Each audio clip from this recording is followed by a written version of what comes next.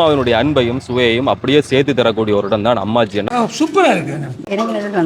பெண் தலைமைத்துவ குடும்பங்களுக்கு வாய்ப்பையும் வருமானத்தையும் வழிகளையும் குரக்கன் ரொட்டி தினக்கஞ்சி அந்த மாதிரி ஒரு பாககரையும் பிரான்ஸ்லேருந்து வந்திருக்கோம். வெங்காயம் வெட்டி வச்சுக்கொண்டு கடலை வடை சாப்பிடும் நேற்று முன்னாலும் சிங்கள பரவாயில்ல. என்ன வேணும் உங்களுக்கு? உங்களுக்கு என்ன வேணும் சொல்லுங்க.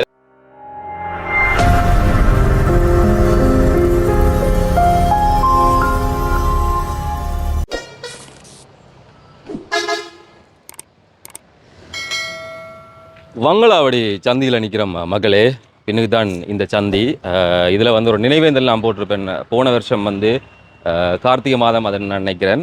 ஏன் வங்களாவடி சந்தி இந்த பக்கம் ஏன் வந்தீங்கன்னு சொன்னால், இதில் வந்து அம்மாஜி என்ற ஒரு கடை திறந்திருக்கு. திண்ணவேலில் தான் இந்த அம்மாஜி வந்து முந்தி பிரபலமாக இருந்தது. அதோட வந்து வடக்கு மாகாண விவசாய அமைச்சு வந்ததுக்கு பிறகு இது கொஞ்சம் அதிகமாகவே பிரபலமாக இருந்திருக்கக்கூடிய ஒரு உணவு கடை தொகுதி. அம்மாவினுடைய அன்பையும் சுவையையும் அப்படியே சேர்த்து தரக்கூடிய ஒரு இடம் தான் அம்மாஜி. என்ன அதுக்கு மாற்றுக்கிறதுக்கே இடம் கிடையாது. இந்த இடத்த பார்த்தா பல்வேறுபட்ட விஷயங்கள் இதில் இருக்குது. இதில் வந்து பிரதேச சபை இருக்குது, பிரதேச செயலகம் இருக்குது, அதுக்கு அங்கால வைத்தியசாலை இருக்குது, வலய கல்வி அலுவலகம் இருக்குது, வீதி அபிவிருத்தி அதிகார சபைன்னு சொல்லி நிறைய விஷயங்கள் இருக்குது. அதில் இருக்கக்கூடிய இடத்துல தான் பின்னுக்கு இந்த அம்மாஜி இந்த இடத்துல திறந்து வைக்கப்பட்டிருக்கு. ஒரு வரவேற்கப்பட்ட விடயம். பெண் தலைமைத்துவ குடும்பங்களுக்கு வாய்ப்பையும் வருமானத்தையும் வழிகளையும் கொடுக்கும் என்றதில் வந்து மாற்றுக்கிறதுக்கு இடம் கிடையாது. அம்மாச்சிக்கு போவோம். என்ன மாதிரி இருக்குது மற்ற அம்மாச்சிகளில் பொறுத்தவரை இது எப்படி இருக்குன்னு சொல்லி இன்னும் நிறைய அம்மாச்சிகள் யாழ்ப்பாணத்தில் வர இருக்குது அப்படின்ற மாதிரி சொல்லப்பட்டிருந்தது. குறிப்பாக வலி கிழக்கில் எல்லாம் அம்மாச்சி உணவகங்கள் வரப்போகுது. உண்மையில் இந்த பெண் தலைமைத்துவ குடும்பங்கள் இப்படியானங்களுக்கு வந்து இது நல்ல வாய்ப்பை கொடுக்கும். சரி, இந்த விஷயத்தை போய் பார்க்கலாம். வர்ற வழியில் தீவகத்துக்கான இந்த பயணம் பண்ணையிலிருந்து ரம்மியமான காட்சிகள். மழை பெய்த பிறகு எல்லாமே குளிர்ந்து போயிருக்குது. யாரும் இந்த காணொலியை வந்து யூடியூப்ல பார்க்குறீங்கன்னு சொன்னால் மறக்காம சேனலை சப்ஸ்கிரைப் செய்து வைங்க. அருகில் இருக்கக்கூடிய பெல் ஐக்கனை கிளிக் செய்யுங்க. ஃபேஸ்புக்கில் நீங்கள் பார்க்குறீங்கன்னு சொன்னால் மறக்காம ஃபாலோ பண்ணி வச்சுக்கொள்ளுங்க. ஏன்னு சொன்னால் அப்போ தான் நான் பதிவிடக்கூடிய காணொலியெல்லாம் உங்களுக்கு வரும்.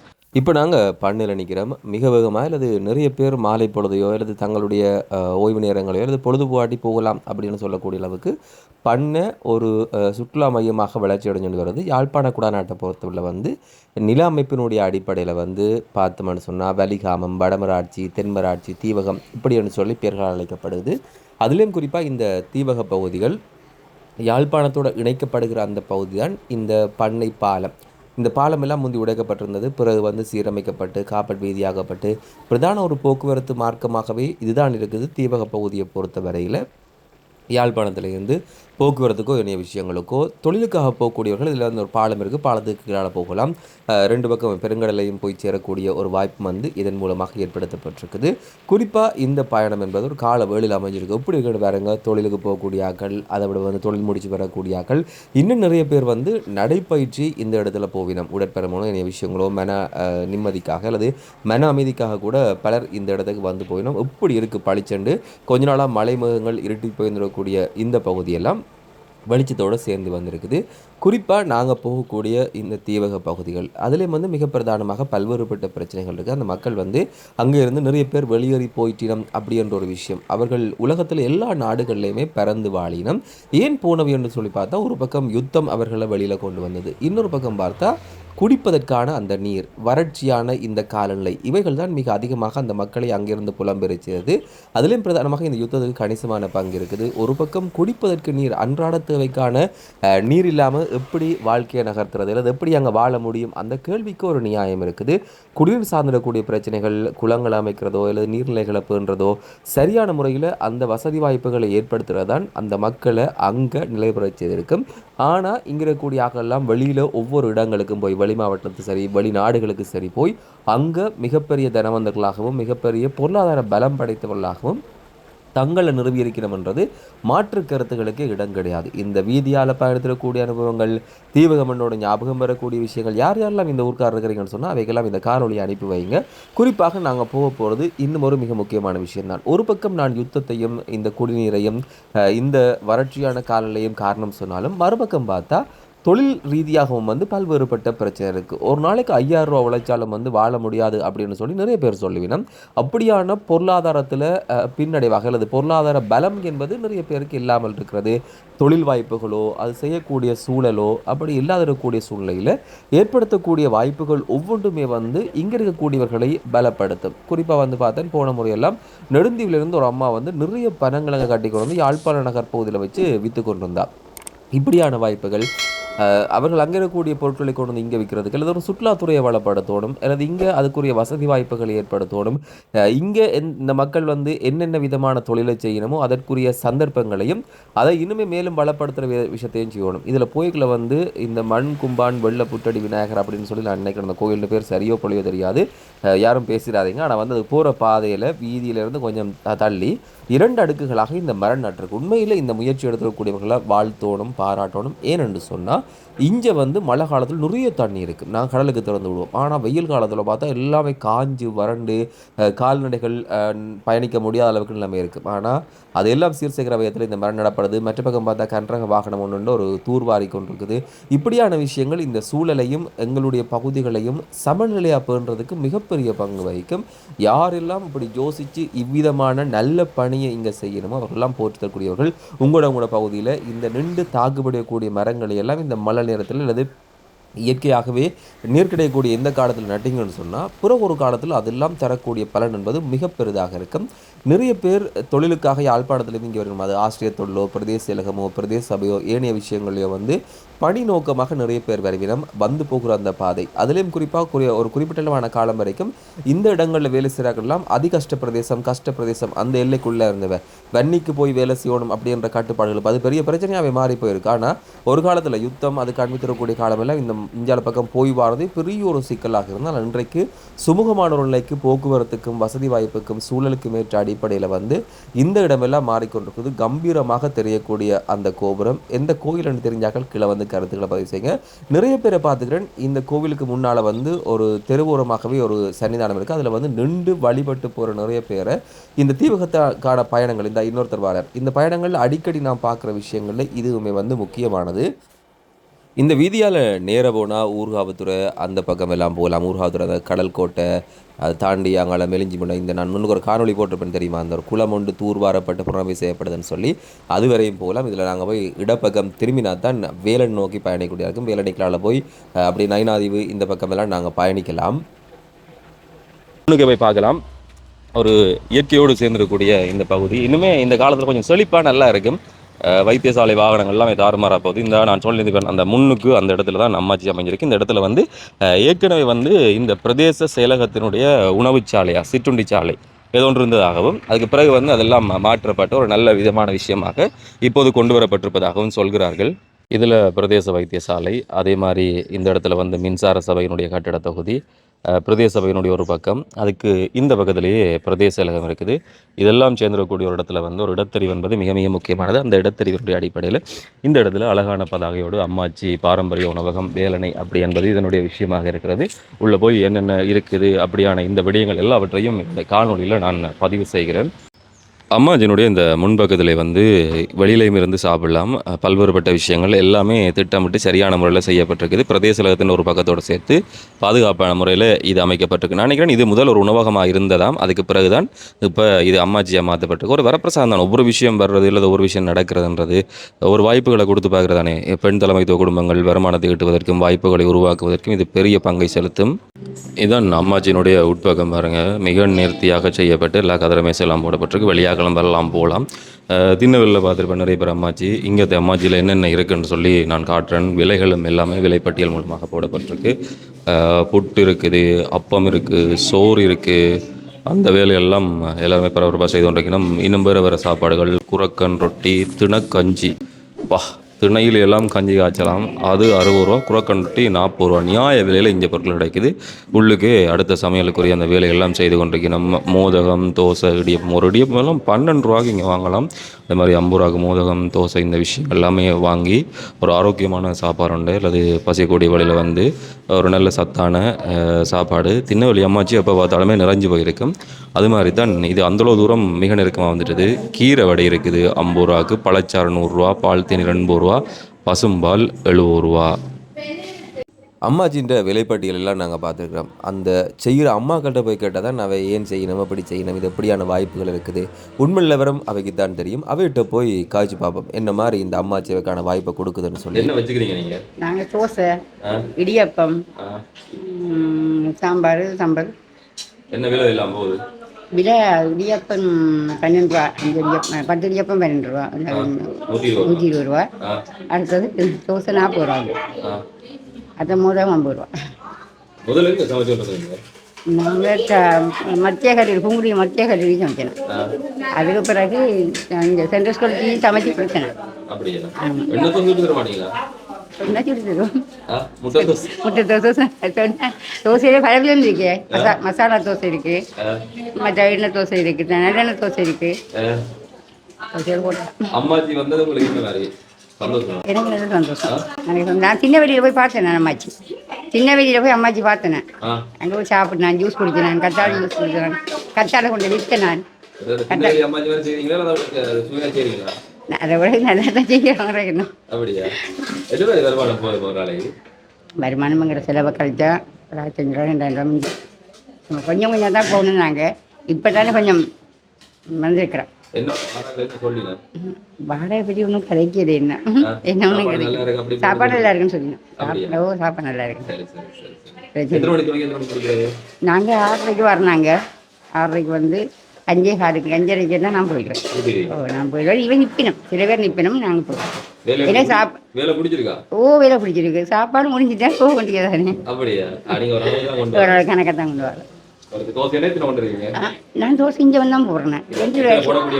2 கிலோ மாவில் போட்டணும் 2 கேட்டான். எனக்கு காணும் ஒரு 300 இடியப்பம் வச்சு 2 கேட்டான். இல்லை இங்கே வந்து வைப்பேன். சாம்பார் அங்கே வச்சுட்டு வரேன். நான் சம்பளம் இங்கே வந்து செய்கிறேன். வருமானமாவது பொழுதுபோக விளையாட்ட காசா போகுது. ஐயோ நாங்கள் ஒழிச்சும் கூட தருவோம்மா. நல்ல கழிவு நாங்கள் பாடுபட்டு வைக்கிறோம். எங்களுக்கு இல்லை. நீங்கள் வழியை காட்டிடுங்க, நாங்கள் வைக்கிறோம். வரைச்சிடு. இங்கே ஒரு அண்ணா வந்து சொல்லுவார், இந்த சிங்களாக்கள் வந்துக்கிறாங்க. நேற்று முன்னாலும் சிங்களாக்கள் பரவாயில்ல. சிங்களாக்கள் தமிழாக்கள் குறைவு. நம்மளாக்கள் போய் தெரியும் தானே கூட எனக்கு சொல்லி ஆகும்.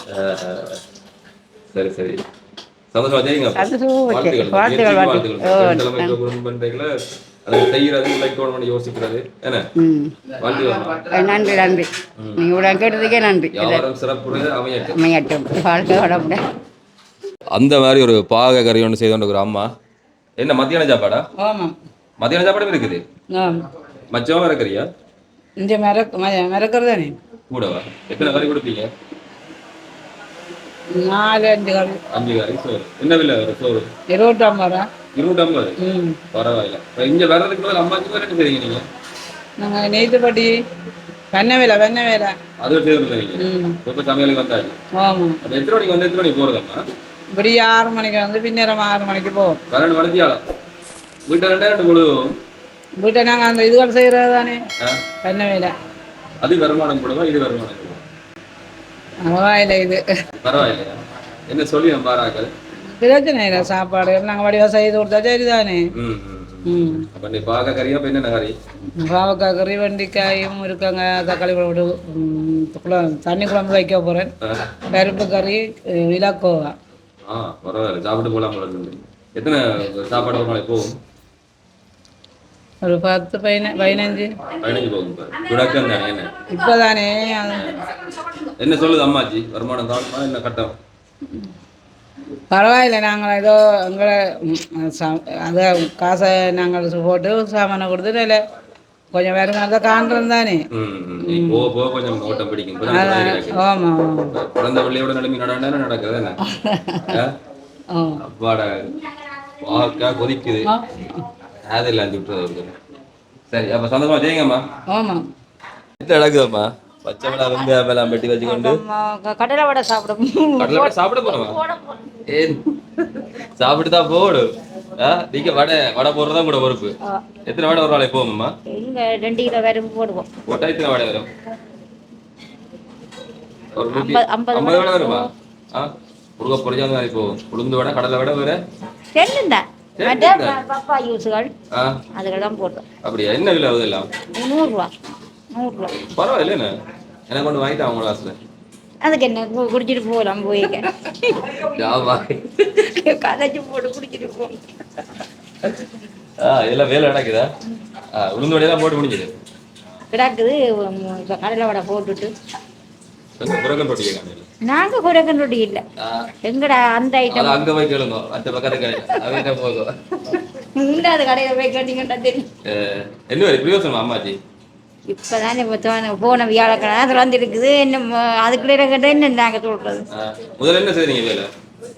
நாங்கள் இதுதான் முதல் இதில் தான் கண்டென்ட் நாங்கள் வச்சுருக்கிறோம். அதே மாதிரி இப்போ இது செய்கிறாங்க. எங்களுக்கு கொண்டே அங்கே தொங்கலை போட்டுட்டு இப்போ வேலை முடியாது இதில் கொண்டு போட்டுக்கிறாங்க முதலாவது நம்பரில். எத்தனை பேர் வேலை செய்றீங்க இங்க?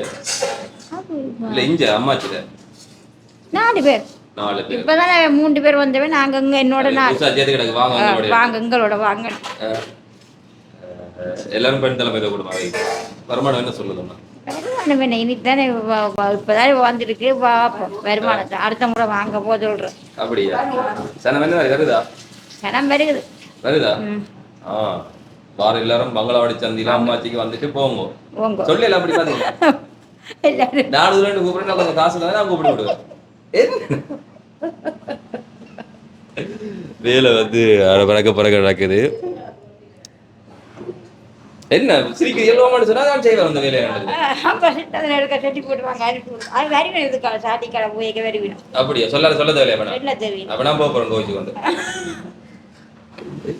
இல்ல நிம்மதியான வேலை நம்ம எல்லாருக்கும் மேல மத்தியான சாப்பாடு காலமை சாப்பாடு இரவும் இருக்கு. நாங்க 6 மணி வரை போயிடுவோம். எல்லாம் 4:30 போயிடுவோம். நாங்க 6 மணி வரை டீயை வச்சு கொண்டிருக்கிறோம்.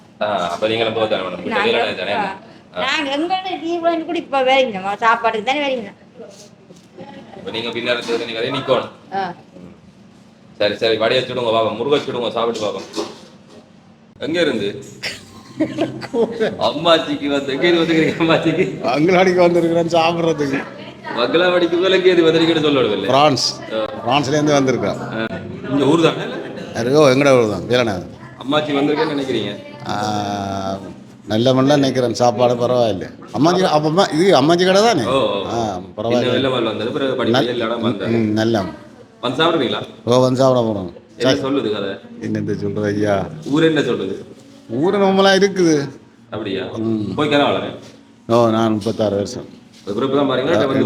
இப்போ வரோம். 36 வருஷத்துக்கு தான் பாருங்க வரோம். சரி சாப்பிட்டு பார்த்து சொல்லுங்க. என்ன சாப்பிடுங்க வாரம் எடுத்துக்கணும். இல்லையா அம்மாச்சி ஊருக்கு வந்திருக்கேன் என்ன சொல்றீங்க?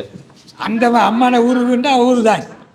அம்மாண்ட ஊருண்டா அம்மான ஊர் தானே. அந்த மாதிரி பிடிச்ச ஊர் அது இல்ல. அம்மாச்சி வந்திருக்கீங்க.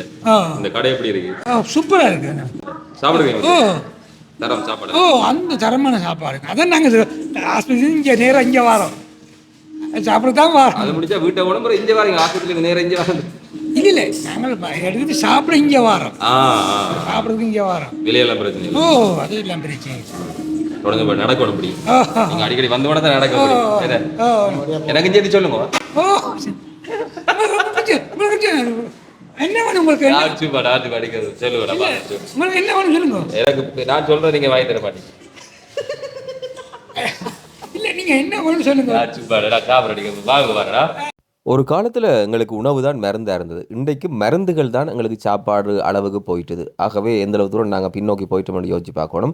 கண்டபடி கண்ட இடத்துல கண்டதையும் சாப்பிடாமல் நல்ல விதமான ஆரோக்கியமான உணவுகள் கிடைக்கக்கூடிய இது போன்ற முயற்சிகளை, பொருளாதார பலத்தை பெண் தலைமைத்துவ குடும்பங்களுக்கு கொடுக்கக்கூடிய அந்த வாய்ப்புகளை, நமக்கு உடம்புக்கும் கேடில்லை, சத்தான சாப்பாடு மலிவான விலையில் பெற்றுக்கொள்றதுக்கு இப்படியான அம்மாச்சிகள் இருந்தால் நீங்கள் போகிற பகுதியில் கட்டாயம் அங்கே உங்களுடைய உணவு தேவையை பூர்த்தி செய்யுங்கன்றது நான் சொல்லக்கூடிய சின்ன ஆலோசனை அல்லது சின்ன ஒரு விஷயமா இருக்கும். என்ன சொன்னால் அவையனுடைய வாழ்க்கை, நம்முடைய உடல் சார்ந்த அந்த ஆரோக்கியம் இவையெல்லாம் பாதுகாக்கப்படும்.